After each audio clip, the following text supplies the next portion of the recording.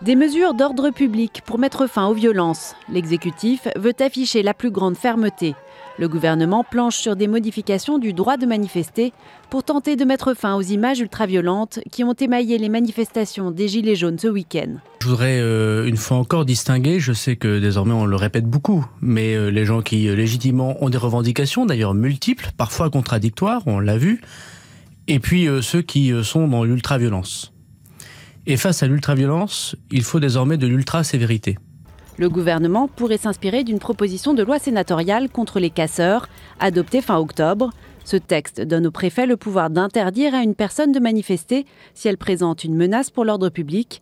Il crée un fichier national des personnes interdites de manifestation et crée aussi un délit pour le port de la cagoule, passible d'1 an de prison et de 15 000 € d'amende. Des mesures étudiées avec intérêt par la majorité.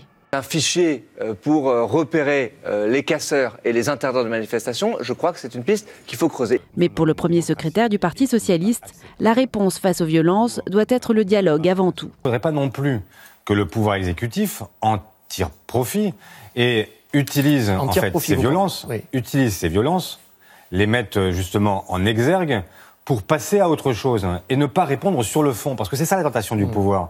Ce soir, Édouard Philippe devrait afficher sa fermeté avant la prochaine manifestation des Gilets jaunes.